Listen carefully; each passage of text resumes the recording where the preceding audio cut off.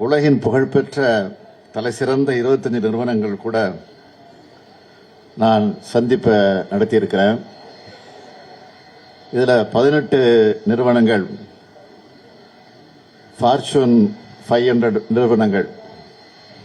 இந்த சந்திப்பின் போது 19 ஒப்பந்தங்கள் கையெழுத்தாகி இருக்கின்ற மகிழ்ச்சியான செய்தியை உங்களோட நான் பகிர்ந்துக்கிறேன். சான் பிரான்சிஸ்கோவோட 8 நிறுவனங்கள் கூடவும், சிகாகோவோட 11 நிறுவனங்கள் கூடவும் ஒப்பந்தங்கள் கையெழுத்தாகியிருக்கு. இந்த 19 ஒப்பந்தங்கள் மூலமா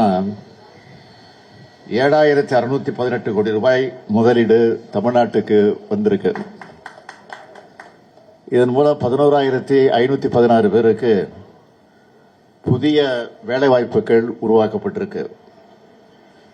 இந்த முதலீடுகள் திருச்சி, மதுரை, கோயம்புத்தூர், கிருஷ்ணகிரி, சென்னை, செங்கல்பட்டு, காஞ்சிபுரம்னு பல்வேறு மாவட்டங்களில் மேற்கொள்ளப்பட இருக்கு. கடந்த 29/8/2024 அன்று சான் பிரான்சிஸ்கோ நகரில் முதலீட்டாளர் மாநாடு நடத்தப்பட்டுச்சு. இதில் 100க்கும் மேற்பட்ட முன்னணி நிறுவனங்கள் மற்ற நிறுவன தலைவர்கள் பங்கேற்றாங்க. தமிழ்நாடு $1 டிரில்லியன் பொருளாதாரம் என்ற இலக்கை நோக்கி முன்னேறுவதற்கான பணியில் பன்னாட்டு நிறுவனங்கள் தமிழ்நாடு அரசு கூட ஒன்றிணைஞ்சு செயல்படணும்னு இந்த நிறுவனங்களை நான் கேட்டுக்கிட்டேன். இன்னும் பல நிறுவனங்கள் வருங்காலத்தில் தமிழ்நாட்டுக்கு வர விருப்பம் தெரிவிச்சிருக்கிறாங்க.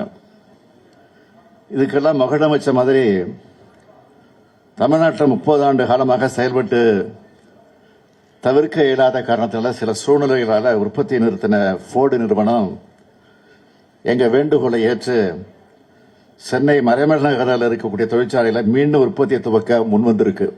முதலீட்டு ஒப்பந்தம் தொடர்பாகவும் வெளிநாட்டு பணம் தொடர்பாகவும் வெள்ளை அறிக்கை வேணும்னு சொல்லிட்டு எதிர்க்கட்சிகள் தொடர்ந்து கோரிக்கை வச்சுட்டே வராங்க சார். அது தொடர்பாக உங்களுக்கு அமெரிக்க பயணத்துக்கு முன்னதாகவே உங்களை சந்திச்சு தமிழ்நாட்டில் கடந்த 3 ஆண்டு காலத்தில் வந்த முதலீடுகளை பற்றி நான் விளக்கமாக சொல்லியிருக்கிறேன். அது மட்டும் இல்லாமல் தொழில்துறை அமைச்சர் அவர்களும் அது குறித்து புள்ளி விவரங்களோடு விளக்கி இருக்கிறாரு. சட்டமன்றத்தில் தெளிவாக அவர் சொல்லியிருக்கிறாரு. அதை குறிப்பாக எதிர்க்கட்சி தலைவர் மட்டும் இல்லை, எதிர்க்கட்சி தலைவராக இருக்கக்கூடிய எடப்பாடி பழனிசாமி அவர்கள் படித்து பார்த்து தெரிஞ்சுக்கிட்டு சொல்லணும். அவர் முதலமைச்சர், எடப்பாடி பழனிசாமி முதலமைச்சர் இருந்தப்போ முதலீடுகளை இருக்க வெளிநாடு போனதாக சொன்னாங்க. அதில் 10 விழுக்காடு ஒப்பந்தம் கூட நிறைவேறல. அதுக்கான ஆதாரம் என்கிட்ட இருக்கு.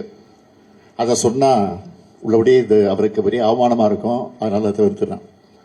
ஜிஎஸ்டி குறித்த தொழில் முனைவோர்களின் நியாயமான கோரிக்கைகளை அவர் முன்வைத்தார் என்பதற்காக அதனை ஒன்றிய அமைச்சர் கையாண்ட விதம் என்பது ரொம்ப எடுக்கப்பட வேண்டிய ஒன்று.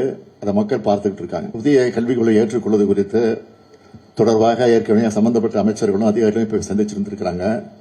இது குறித்து பிரதமரிடத்தில் நான் உடனடியாக நேரம் கேட்டு நானும் அது குறித்து வலியுறுத்தி இருக்கிறேன் என்பதை உறுதியோடு தெரிவிச்சுக்கிறேன். ராமதாஸ் அவர்கள் அறிக்கையிலும் மட்டும் குறைந்த அளவு முதலீடுகள் தான் இந்த அமெரிக்கா பயணத்தின் மூலம் ஈர்க்கப்பட்டதாக ஒரு குற்றம் சாட்டியிருக்காரு. இதை நீங்க எப்படி பாக்குறீங்க சார்? அதெல்லாம் அரசியல் நோக்கத்தோடு சொல்லப்படக்கூடிய விஷயங்கள். இதுல எங்களுக்கு நம்பிக்கை, நாங்கள் எதிர்பார்த்த விட அதிகமான முதலீடுகள் வந்திருக்கு. அது உறுதியோடு வரக்கூடிய முதலீடுகளாக வந்திருக்கு. அதுல எந்த சந்தேகம் பட வேண்டிய அவசியம் இல்லை. திருமாவளவனே அதற்குரிய விளக்கத்தை கொடுத்திருக்காரு. இது அரசியல் நோக்கத்தோடு நடத்தப்படக்கூடிய மாநாடு இல்லை. எல்லாத்துக்கும் தனிப்பட்ட முறையில் நான் அழைப்பு கொடுத்திருக்கிறேன்னா அது பொதுவான விஷயம். இதுக்கும் அரசியலுக்கு முடிச்சு போடாதீங்கன்னு தெளிவாக சொல்லியிருக்கிறாரு. அதை தான் நான் மறுபடியும் சொல்றோம். செய்திகளை உடனுக்குடனும் துல்லியமாகவும் தெரிந்து கொள்ள சப்ஸ்கிரைப் பண்ணுங்க.